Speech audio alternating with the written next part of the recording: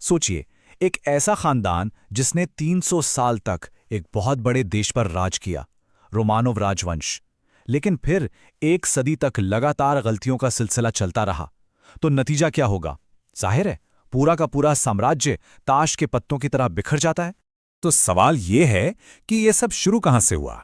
चलिए कहानी की जड़ तक चलते हैं और मिलते हैं जार निकोलस प्रथम से। इस शासक का कह सकते हैं एक ही मंत्र था, एक ही फलसफा कि आजादी का मतलब है तबाही। मतलब एक पूरे देश को एक मिलिट्री कैंप की तरह चलाना, कुछ ऐसा ही था निकोलस का रूस। और निकोलस के इसी राज में रूस एक प्रेशर कुकर जैसा बन गया था। अंदर ही अंदर गुस्सा और असंतोष की आग खौल रही थी और बस ढक्कन फटने का इंतजार था। अब इस दबाव की सबसे बड़ी वजह, ये आंकड़ा देखिए, देश की 90% आबादी सर्फ थी। अब सवाल उठता है कि ये सर्फ आखिर थे कौन? देखिए, सीधी सादी भाषा में कहें तो ये बंधुआ मजदूर थे। ऐसे मजदूर जो जमीन से बंधे हुए थे जिस पर वो काम करते थे। मतलब वो अपने मालिकों की एक तरह से संपत्ति थे और उनके कोई अधिकार नहीं थे। तो निकोलस का शासन कैसा था? एकदम लोहे की मुट्ठी जैसा। प्रेस पे पाबंदी थी, मीटिंग्स नहीं कर सकते थे, कोई विरोध नहीं कर सकता था, शिक्षा तो समझिए कि थी ही नहीं। और हां, अगर किसी ने जरा सी भी आवाज उठाने की हिम्मत की तो उसे सीधा साइबेरिया भेज दिया जाता था। नतीजा यह हुआ कि रूस बाकी दुनिया से 100 साल पीछे चला गया और लोगों का सब्र अब धीरे धीरे टूट रहा था। फिर वो मोड़ आया जिसने सब कुछ बदल दिया, क्रिमियन युद्ध। ब्रिटेन और फ्रांस के हाथों मिली एक ऐसी शर्मनाक हार जिसने रूस की सारी पोल खोलकर रख दी। अचानक से जार से लेकर आम आदमी तक सबको ये एहसास हो गया कि रूस कोई महान शक्ति नहीं है, बल्कि एक बहुत ही पिछड़ा हुआ देश है। तो इसी संकट के बीच में गद्दी पर बैठे एक नए जार, अलेक्जेंडर द्वितीय, और वो अपने पिता से बिल्कुल अलग थे।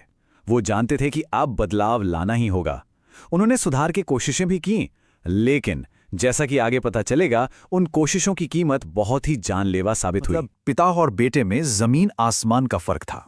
एक तरफ फिजार निकोलस प्रथम, एकदम फौजी सोच वाले, कोई रहम नहीं और सुधारों के कट्टर विरोधी। और दूसरी तरफ उनके बेटे अलेक्जेंडर द्वितीय, शांत, उदार और सुधारों के हिमायती।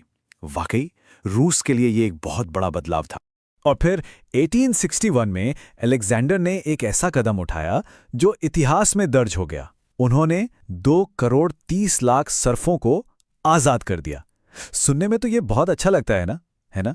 लेकिन इसमें एक बहुत बड़ा पेंच था। वो आजाद तो हो गए, पर उन्हें जमीन नहीं मिली। उल्टा उन पर भारी भरकम कर्ज लाद दिया गया। तो ये कैसी आजादी थी? ये तो एक नए तरह की गुलामी बन गई। लोगों की हताशा बढ़ी तो क्या हुआ?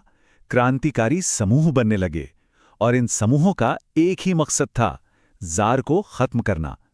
एक के बाद एक जार को मारने की कोशिशें हुईं, गोलियां चलीं, ट्रेन में बम रखा गया, महल में धमाका हुआ। ये सब मिलकर एक खौफनाक और सस्पेंस से भरी कहानी बन गई। और फिर आखिरकार वो दिन आ ही गया। 13 मार्च 1881, सेंट पीटर्सबर्ग की एक बर्फीली सड़क और 2 बम धमाके, और उन्हीं धमाकों ने मुक्तिदाता जार की जान ले ली। इसे क्रूर हत्या ने रूस के इतिहास का रुख हमेशा हमेशा के लिए बदल दिया। सुधारवादी जार की हत्या, जाहिर है पूरे रूस में एक सदमे की लहर दौड़ गई। और इस सदमे का नतीजा एक बहुत ही कठोर प्रतिक्रिया, जिसने आखिरी जार निकोलस द्वितीय के लिए स्टेज तैयार कर दिया, जो एक के बाद एक घातक गलतियां करने वाले थे। अब देखिए, नए जार थे अलेक्जेंडर तृतीय। उन्होंने अपने पिता की हत्या अपनी आंखों से देखी थी, तो उनके दिमाग में क्या बैठ गया? उनके लिए आज़ादी का मतलब तरक्की नहीं, बल्कि बम धमाके थे। तो उन्होंने क्या किया? सारे सुधारों पर एकदम से ब्रेक लगा दिया और रूस को वापस उसी दमन और अंधेरे के दौर में धकेल दिया। अलेक्जेंडर तृतीय की भी अचानक मौत हो गई और गद्दी पर बैठे उनके बेटे निकोलस द्वितीय।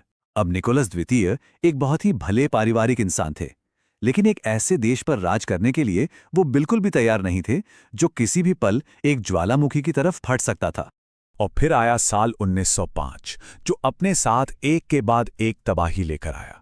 सबसे पहले रूसो जापान युद्ध। जापान जैसे छोटे से देश से एक शर्मनाक हार, जिसने दिखा दिया कि जार कितने कमजोर हैं। फिर आया खूनी रविवार, जब जार के गार्ड्स ने शांति से प्रदर्शन कर रहे लोगों पर गोलियां चला दी। और अक्टूबर तक तो पूरे देश में हड़तालें होने लगीं। मतलब पूरा देश ठप पड़ गया। खूनी रविवार था ना, ये एक बहुत बड़ा टर्निंग पॉइंट था। समझिए कि एक ही दिन में जार की इमेज पूरी तरह बदल गई। खूनी रविवार से पहले लोग उन्हें पिता की तरह देखते थे, लेकिन उस दिन के बाद वो एक हत्यारा बन गए, और ये एक ऐसा दाग था जिसे वो फिर कभी नहीं धो पाए।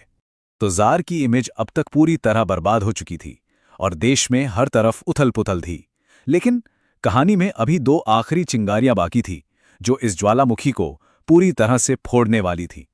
एक रहस्यमयी साधु और एक विनाशकारी विश्व युद्ध। हुआ ये कि शाही परिवार अपने इकलौते बेटे की एक गंभीर बीमारी हीमोफीलिया को लेकर बहुत बेबस था, और इसी बेबसी का फायदा उठाया रास्पुतिन नाम के एक पवित्र कहे जाने वाले शख्स ने।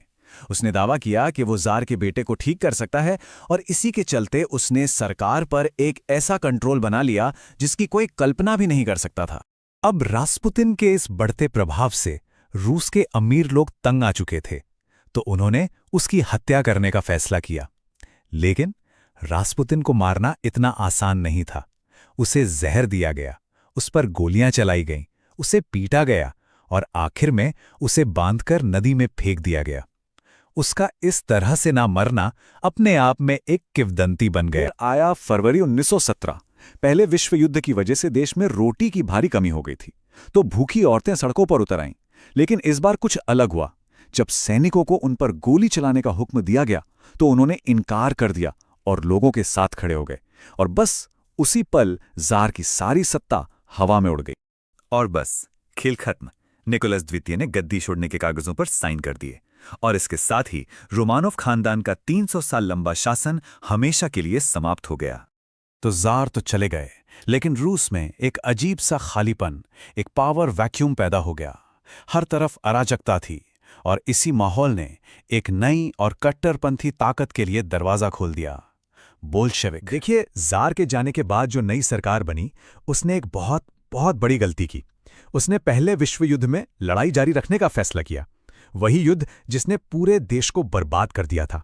और ये एक ऐसी गलती थी जिसने व्लादिमीर लेनिन के लिए एक सुनहरा मौका बना दिया। और फिर सीन में एंट्री होती है व्लादिमीर लेनिन की। वो अपने देश निकाले से वापस लौटे, और उन्होंने लोगों को एक बहुत ही सीधा, सरल लेकिन शक्तिशाली नारा दिया: शांति, रोटी और जमीन। सोचिए, एक ऐसा देश जो युद्ध और भूख से पूरी तरह तबाह हो चुका हो, उसके लिए ये 3 शब्द उम्मीद की एक नई किरण की तरह थे। और इसके बाद तो चीजें बहुत तेजी से बदली। अक्टूबर 1917 में बोल्शेविकों ने लगभग बिना किसी खून खराबे के सत्ता पर कब्जा कर लिया। फिर एक बहुत ही भयंकर गृहयुद्ध हुआ जिसने लेनिन के कंट्रोल को और मजबूत कर दिया, और 1922 में आधिकारिक तौर पे एक नए देश का जन्म हुआ, सोवियत संघ यानी यूएसएसआर। इस तरह रूस, जो कभी जार की एब्सोल्यूट मोनार्की यानी एक छत्र राजशाही वाला देश था, अब दुनिया का पहला कम्युनिस्ट स्टेट बन चुका था। वाकई एक सदी के अंदर ये जो बदलाव हुआ, वो दुनिया के इतिहास के सबसे बड़े और नाटकीय राजनीतिक बदलावों में से एक था। तो आखिर में ये सब हमें एक बहुत बड़े सवाल पर लाकर छोड़ देता है। क्या ज़ारों का पतन एक जालिम साम्राज्य का अंत था, या फिर वो बस एक दूसरे और शायद उससे भी ज्यादा जालिम साम्राज्य की शुरुआत थी? ये एक ऐसा सवाल है जो आज भी गूंजता है और हमें सत्ता और क्रांति के बारे में सोचने पर मजबूर करता है।